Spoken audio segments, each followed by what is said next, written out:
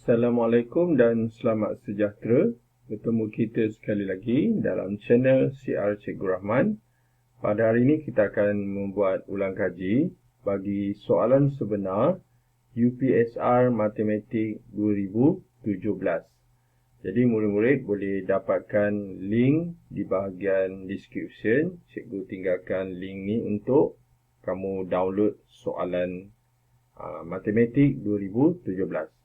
Pada hari ini kita akan sama-sama menjawab soalan kertas 2 untuk nombor 10 hingga 15.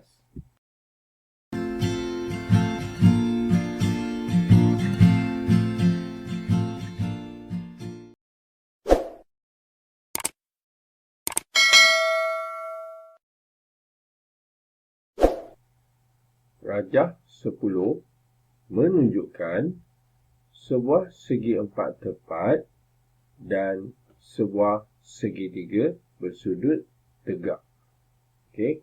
Jadi kata kunci untuk ayat penyata ni iaitu ada dua bentuk, iaitu segi empat tepat dan juga segitiga bersudut tegak. Okey, ini segi empat tepat dan ini segitiga bersudut tegak. Okey, kita tengok soalannya.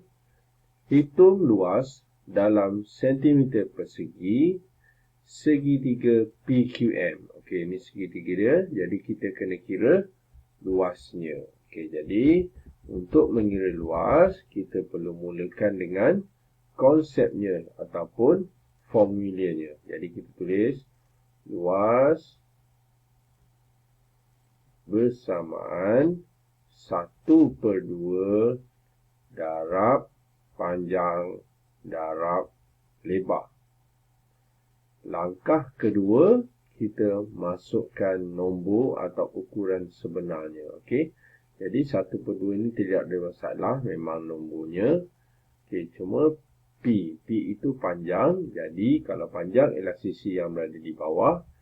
Jadi kalau kat sini dia tidak ada apa-apa ukuran, tapi dia ada tanda satu sengatan ni, bermakna dia sama dengan 4 cm. Jadi kita tulis 4 cm. Okey. Di sini pun sama, iaitu lebar. Jadi nombor yang samalah untuk panjang dan lebar. Jadi kita tulis 4 cm kali 4 cm. Okey, sekarang kita pemudahkan 2 dengan 4. Oleh kerana dua-dua ni sama, kita pilih salah satu saja. 2 kali 1 jawapan dia 2. 2 kali 2 jawapan dia 4. Kemudian barulah kita darab 2 darab 4. Kemudian darabkan dengan 1. Oleh demikian kita dapat jawapan dia 8 cm persegi. Okey. Itu sahaja jawapan untuk soalan 10A. Seterusnya soalan B. Berdasarkan rajah 10, Alina melukis satu garis lurus K ke Q. Okey. Jadi kita sambil baca, kita fahamkan ayat ni. Alina lukis garisan K ke Q. Okey, mana K, mana Q. Okey, ini K, ini Q. Oh, dia agak panjang. So dia melukis. Melukis itu maksudnya menyambung garisan tu. Okey. So, kita sambung ke ujung macam ni. Okey, dia dapat macam ni. Kemudian, apa lagi ayatnya? Dan membina satu segitiga K and Q. Okay, kita tengok. Ini K, ini N, Q. Ya, betul. Ini sebuah segitiga. Okay, kemudian, apa lagi kehendak soalan tu? Kita tengok.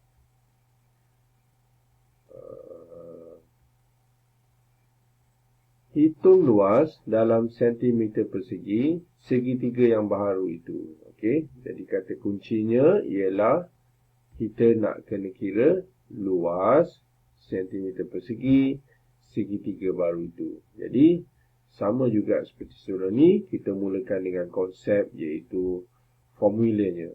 Okey, so luas bersamaan 1/2 kali panjang kali lebar.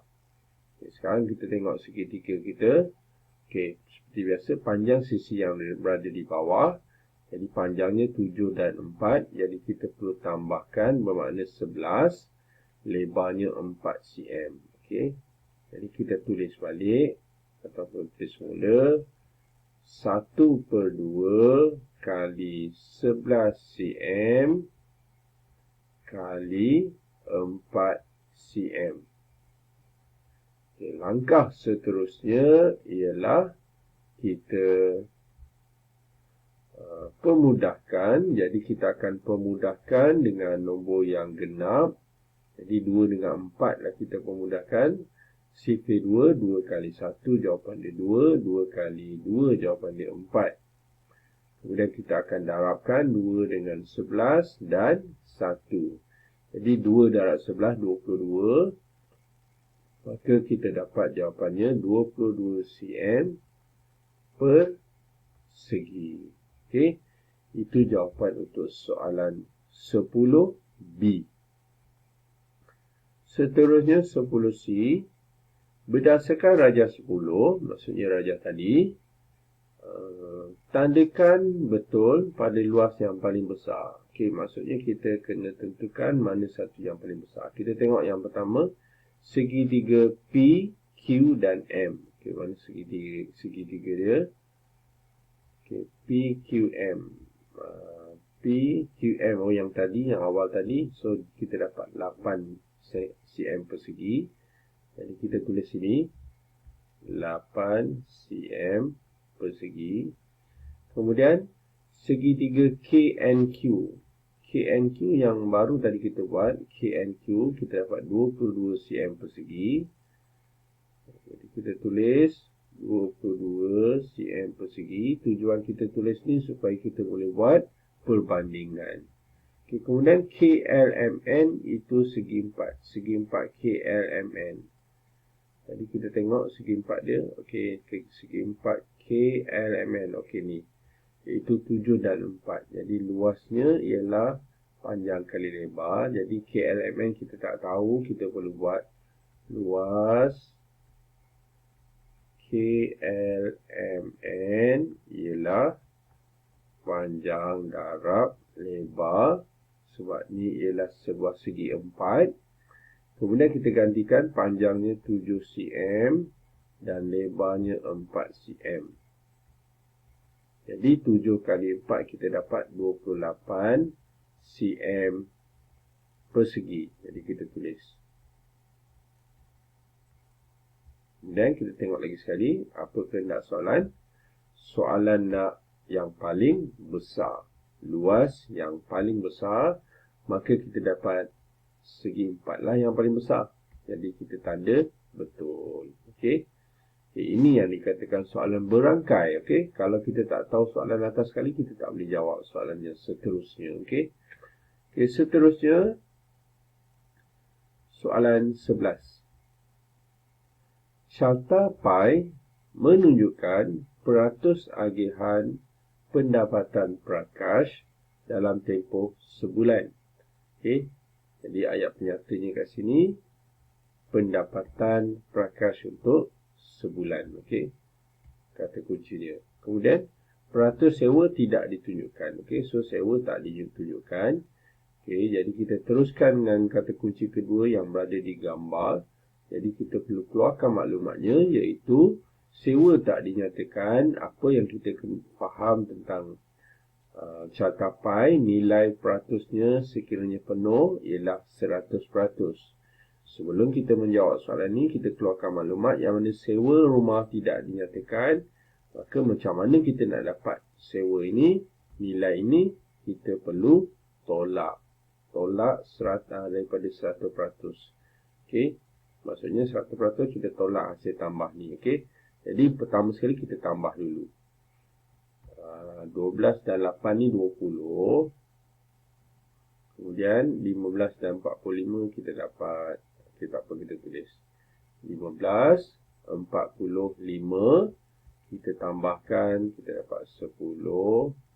Kemudian 4, 48. Okey, kita dapat yang diketahui ni 80. Maka yang tak tahu ni sudah pasti kita tolak. Jadi 100 tolak 80 lah. 100 peratus lah tolak 80, kita dapat 20%. Maka kita boleh tulis dekat sini 20%. Okey, kemudian ada lagi lah ni bil, simpanan, pelbagai dan juga keperluan. Kita tengok soalan A. Berapakah peratus daripada pendapatannya digunakan untuk membayar sewa? Okey.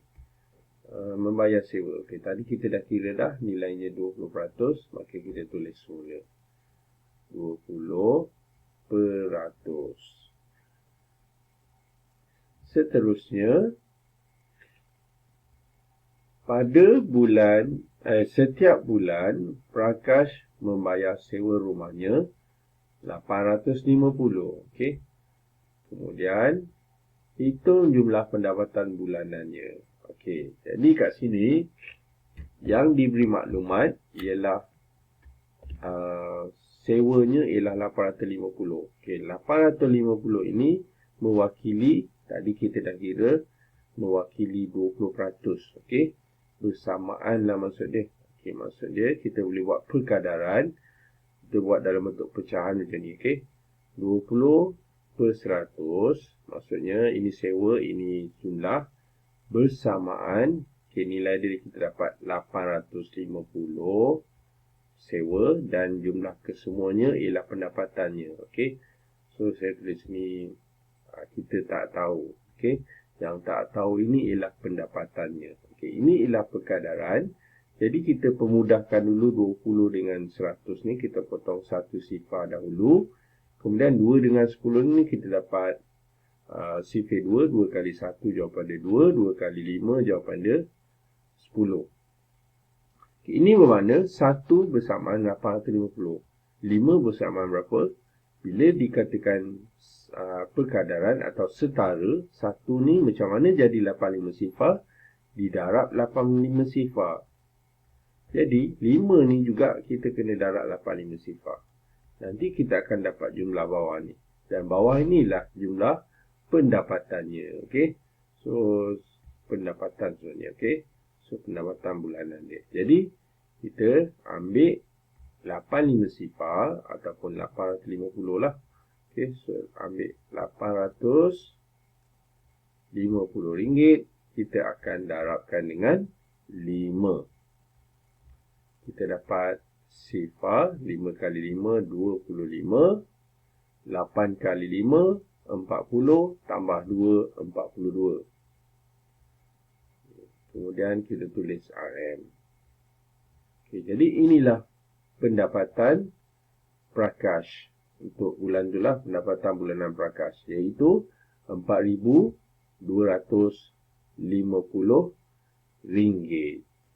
Kita teruskan dengan soalan seterusnya, soalan C. Pada suatu bulan, peratusan agihan pendapatan bagi bayaran bil telah meningkat 3%. Jadi kata kuncinya meningkat 3% untuk bayaran bil. Okey. Kemudian hitung jumlah bayaran bil pada bulan itu. Okey, sebelum kita menjawab soalan ini, kita tengok dulu peratusan asal untuk bayaran bil, iaitu bil ni 12%. Okey. Jadi oleh kerana soalan tersebut dikata meningkat 3%, jadi peratusan untuk bil itu sudah berlainan lah. Maksudnya 12% ni yang asal. Jadi bila tambah 3%, kita dapat bilangan peratusnya iaitu 15% untuk bulan tu lah. Okay. Jadi hitung bayaran bil bulan itu, maka kita darab lah, boleh darab 15%, nilai pecahan tu atau peratusan itu didarabkan dengan jumlah pendapatan dia, iaitu berapa tadi kita dah kira, RM4,250.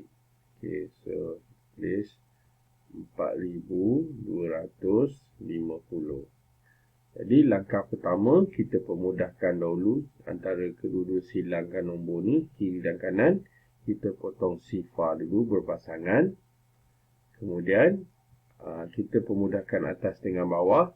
15 dengan 10 ada sifir 5. 5 kali 3 jawapan dia 15. 5 kali 2 jawapan dia 10. Okey, kemudian kita boleh pemudahkan lagi 425 dengan 2. Cara dia kita bahagikan. Okey. Jadi kita buat 425 kita bahagikan dengan 2. Tujuan dia untuk kita hapuskan 2 di bawah ni. Jadi kita dapat ni 2. 4 tolak habis. Kita turunkan 2. 1, 2 tolak juga. Habis. Kemudian 5 ni berapa kali 5 jawapan dia, berapa kali 2 jawapan dia 5. 2 kali 2 jadi jawapan dia 4.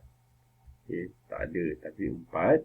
Kemudian 1 ini baki, maka kita letak titik perpuluhan dan kita tu buat sifar.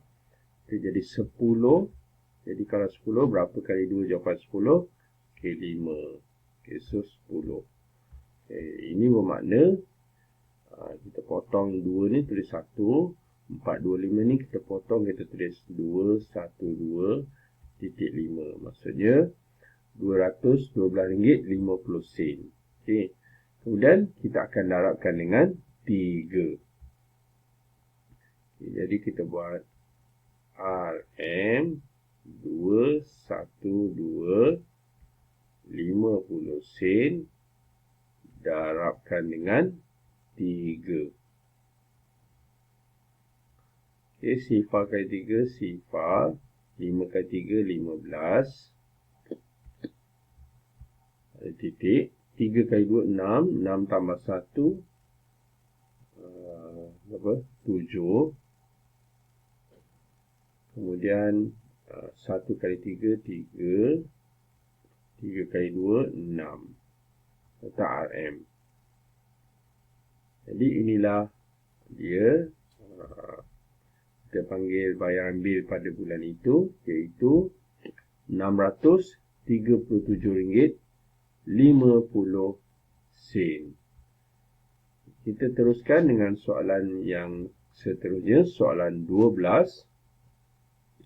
Rajah 12 menunjukkan bilangan telur dalam satu bekas. Jadi di ayat penyata ni, iaitu dinyatakan bilangan telur dalam satu bekas.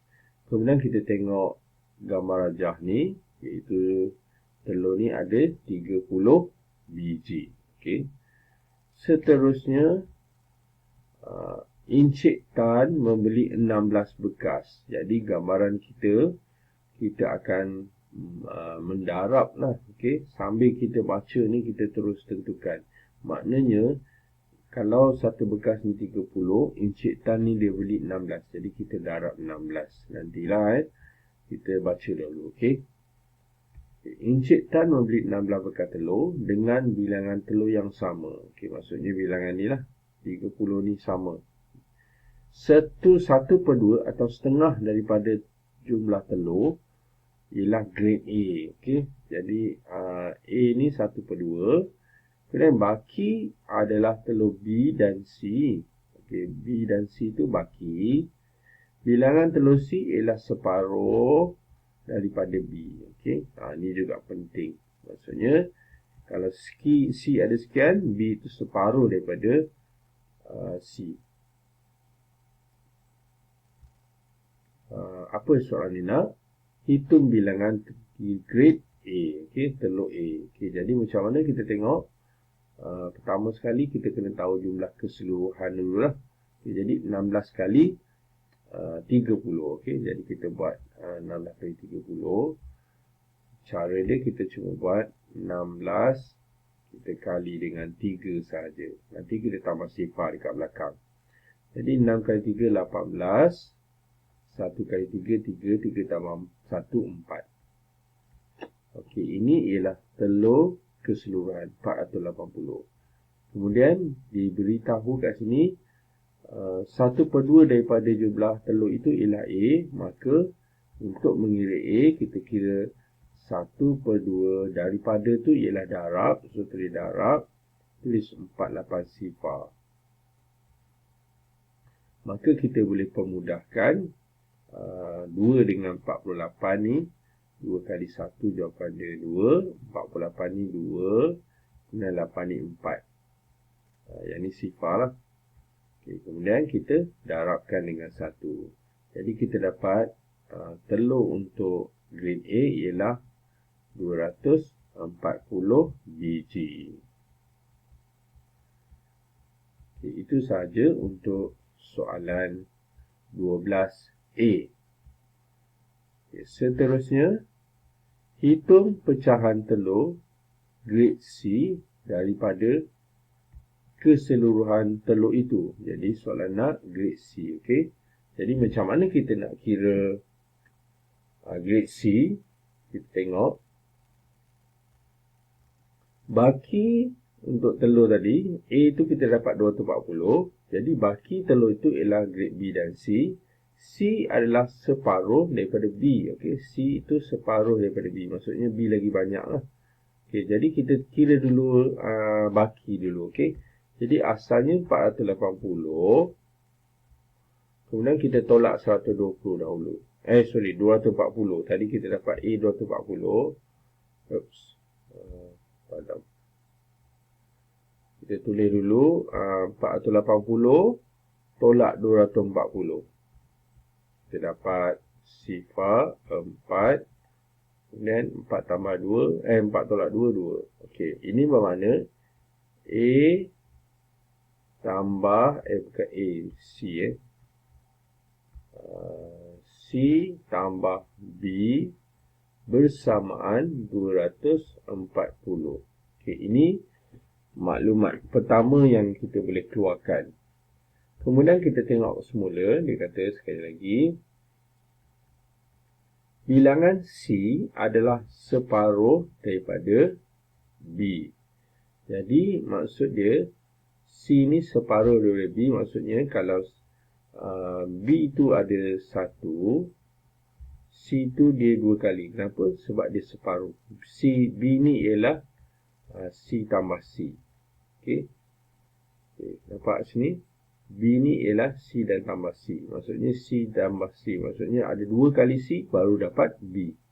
Jadi kita tengok sini, kalau kita tengok jumlah keseluruhan ialah berapa bahagian? Ini 1 bahagian, ini 2 bahagian, ini 3 bahagian. Okey. Jadi maksudnya B tambah C kita dapat 240. Maksudnya sini C, kemudian C, kemudian satu lagi B. Jadi kesemuanya ada 1, 2, 3 bersamaan 240. Okey. Hitung bilangan C, maka pertama sekali kita akan buat macam mana? Kita bahagikan dengan 3 lah. Okey, so kita bahagi 3. Kita buat macam mana? 240 kita bahagikan dengan 3. Jadi kita dapat sifar 3 8/24. Dan kita tolakkan dapat habis. Jadi sifar ni memang sifar lah. Okay, ini bermakna 1 bahagian itu 80. Jadi C itu ialah 80 lah. Jadi C sama dengan 80 biji. Okay, kemudian soalan nak hitung pecahan C daripada keseluruhan. Maka C per semua sekali 80 per semua sekali 480. Jadi tulis 480. Kita permudahkan, potong sifar dahulu. Kemudian 8 dengan 48 ada sifar 8. 8 kali 1 jawapan dia 8. 8 kali 6 jawapan dia 48. Jadi kita dapat jawapannya ialah, pecahannya ialah 1/6. Okey, itu sahaja jawapan untuk soalan 12B. Seterusnya soalan 13. Jadual 13 menunjukkan kehadiran murid ke kelas muzik.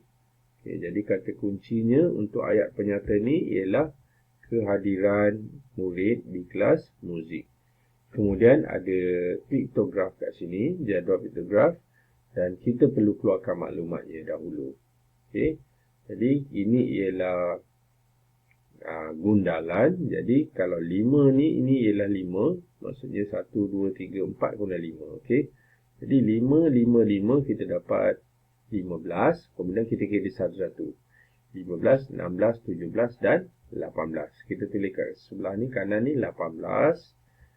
Dan 5, 10, 15, 20. So hari Selasa 20. Hari Rabu 15 orang yang hadir. Hari Khamis 10, 13. Dan hari Jumaat 5, 10, 15. Kemudian ada 4 jadi 19. Okay, kita keluarkan maklumat. Inilah dia maklumat yang kita perolehi. Kemudian kita tengok soalannya.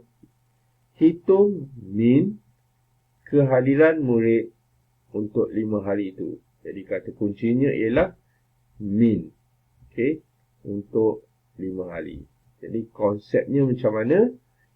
Konsepnya ialah min ialah purata. Maksudnya kita tambah kesemuanya. Kemudian kita bahagi dengan bilangan hari, iaitu 5 hari. Jadi kita akan buat konsep dahulu. Kita buat min bersamaan. Okey, konsep dia kita tulis tambah dulu. Okey, 18, 20, 15. Okey, tulis 18 tambah 20 tambah 15 tambah 13 dan tambah 13, tambah 13 dulu. Tambah 13 dan tambah 19. Okey, ada 5 hari kat sini. Kita akan perkan dengan 5. Okey, sekejap. Ni ya. Kita tekan balik. Okey, so kita per 5. Okey, ni 20. Jadi langkah pertama kita tambah dahulu. 18, 20, 15, 13, 19. 8 tambah 9, 17. 17 tambah 3, 20. Kemudian 25. 25. 2 tambah 2, 4. 4 tambah 2, 6, 8. Jadi kita dapat jumlahnya 85. Ini bermakna 85 kita akan perkan dengan 5. Iaitu kena bahagi. Jadi 85 bahagi 5. Berapa kali 5? Jawapan dia 8. Tak ada. Tapi yang hampir 5. Jadi kita tulis 1. Tulis 5. Tolak. Dapat 3. Turunkan 5. 35. Berapa kali 5? 35. 7 kali 5. So 35. Maka kita dapat jawapannya, iaitu minnya ialah 17. Kita teruskan dengan soalan seterusnya. Berdasarkan semua murid hadir ke kelas muzik pada hari Selasa. Okey, jadi maksudnya apa? Maksudnya kita dapat mengetahui jumlah bilangan murid kesemuanya, iaitu berapa. Kalau mereka datang penuh hari Selasa, maka jumlahnya ialah murid itu dalam kelas tu ada 20 orang. Okey, kita teruskan. Berdasarkan jadual 13, lengkapkan carta palang di bawah untuk menunjukkan peratusan kehadiran murid. Okey, jadi kita kena lengkapkan. Okay, maksudnya kita kena kira peratus lah. Okay, jadi hari Isnin berapa tadi? Kita dapat 18. Okay, jadi kita kena buat peratus untuk 18 lah. Jadi kita tahu jumlah semua sekali 20. Jadi 18 per 20 kita akan darabkan dengan 100% kerana kita nak nilai peratus. Jadi kita pemudahkan sifar dulu kita potong. Kemudian 2 dengan 10 ada sifir 2, 2 kali 1 dan 2 kali 5. Kemudian 18 akan didarabkan dengan 5. Okey. Jadi 18 darab 5. 8 kali 5, 40. 5 kali 1, 5. Tambah 4, 9. Okey, jadi kita dapat hari Isnin peratusannya ialah 90%. Maka kita akan buat dia punya grafnya lah. Jadi kita kena guna pembaris kelas. Cikgu tak dapat nak tunjukkan sebab cikgu gunakan PDF ni. Dan PDF cikgu ni tak ada pembaris. Jadi awak kena guna pembaris, okey. So cikgu cuba jugalah buat guna pembaris elok kali betul. Awak kena guna pembaris seperti cikgu cakap. Okey, kemudian bila kita dah macam ni kita lorekkan, okey. Jadi kita lorekkan pun kena lorek sekata. Kita boleh lorek macam ni. Okey, itu dia hari Isnin. Okey, hari apa lagi yang tak ada? Hari Khamis. Jadi berapa bilangan dia dulu? Bilangan murid yang hadir. Hari Khamis. Hari Khamis 13. Jadi kita akan kira peratus untuk hari Khamis. Iaitu 13 per 20 darab 100%. Okay, potong satu sifar, kemudian sifir 2, 2 kali 1, 2 kali 5. Kita akan buat 13 kali 5.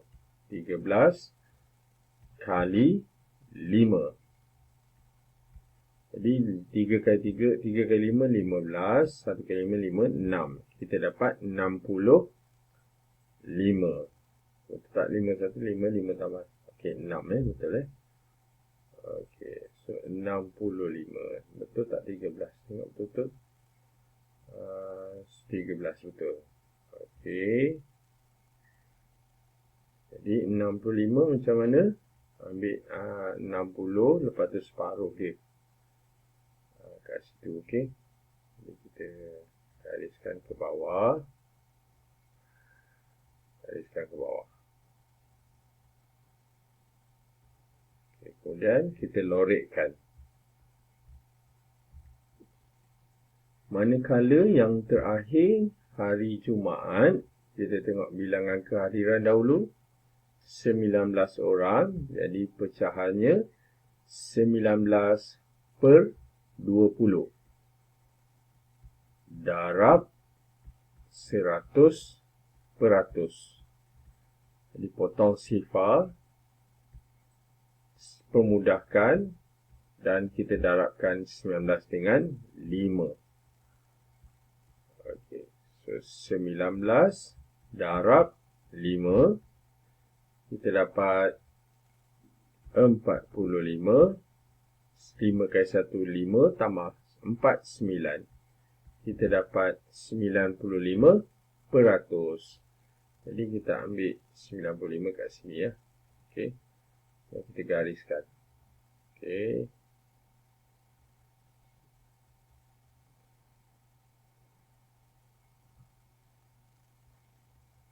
Saya guna ulang lagi sekali. Awak gunakan pembaris. Okey. Jangan biarkan berkedut macam ni. Okay. Cikgu ada kekangan tentang software ni, PDF ni. So cikgu tak dapat nak buat pembaris. Okey, itulah dia jawapan untuk soalan 13B. Kita teruskan dengan 14. Rajah 14 menunjukkan tarikh Eddie bekerja. Jadi kata kuncinya ialah Eddie bekerja. Okey. Dia bercuti pada setiap hari Ahad. Okey, ini jadualnya. 20 Jun dia punya tarikhnya. Iaitu iaitu 20 Jun 2016 hari Isnin. Kita tengok soalannya. Hitung bilangan Eddie bekerja pada Jun 2016. Okey. Jadi oleh kerana dia mula bekerja pada 20 Jun, jadi cara dia kita boleh buat kalender, okey. Jadi kalender kita mula pada hari Isnin lah. Jadi Isnin, Selasa, Rabu, Khamis, Jumaat, Sabtu dan Ahad. Kemudian kita tengok kat situ, hari Isnin bermula pada 20 Jun. Jadi dekat Isnin ni kita buat 20. Kemudian kita buat sehingga hujung bulan. Kita tahu bulan Jun ni sampai 31 Jun. Masa kita buat sampai nombor 31 lah. So kita sambung 20, 21, 22, 23, 24, 25, 26. Kemudian 27, 28, 29, 30. Saya cakap 30 ke 31? 30 pula. Bukan 30 31 So Jun ada 30 hari. Okay, kemudian dia bercuti hari Ahad, maka kita akan potong hari Ahad. Hari Ahad yang bawah ni kita tak kira. So ada satu hari Ahad kita buang. Okay, jadi cikgu nak betulkan lagi sekali, Jun ada 30 hari, maka sampai 30 je. Jadi inilah yang dia bekerja. Berapa hari? 1, 2, 3, 4, 5, 6, 7, 8, 9, 10. Jadi bilangan dia bekerja 10 hari. Okay, seterusnya soalan B. Eddie dibayar gaji sebanyak RM60 sehari. Okay, maksudnya dalam 10 hari itu dia diberi gaji RM60. Dia bekerja lebih masa 2 jam pada hari Rabu. Okay. Hari Rabu dia kerja lebih sikit. Iaitu dapat 2 jam untuk RM8 sejam. Hari Rabu. Okay. Hitung jumlah pendapatan yang diterima oleh Eddie pada bulan Jun. Okay. Jadi, macam mana kita nak kira? Pertama sekali kita kira gaji asasnya dahulu. Iaitu dia mendapat gaji RM60 dan didarab 10 hari. Okey, ini yang pertama. Okey. Jadi kita darab 6 dengan 1, kita dapat 6 lah. Jadi kita tulis situ 6, kemudian ada 2 sifar, maksudnya 600. Okey, ini gaji dia pada asalnya. Tetapi pada hari Rabu dia ada buat apa? Buat lebih masa selama 2 jam. Jadi apa kita buat? Kita buat RM8. Kita akan darabkan dengan hari Rabu 2 jam. Tapi kita tengok berapa kali hari Rabu kat situ. Hari Rabu ada 2 hari kat sini. Maka 2 jam dan 2 jam dia ada 4 jam. Ini bermakna RM8 ini perlu didarabkan dengan 4 jam. Jadi 8 kali 4 kita dapat RM32. Oleh kerana soalan nak jumlah pendapatan, jadi kita tambahkan kedua-dua nilai ni.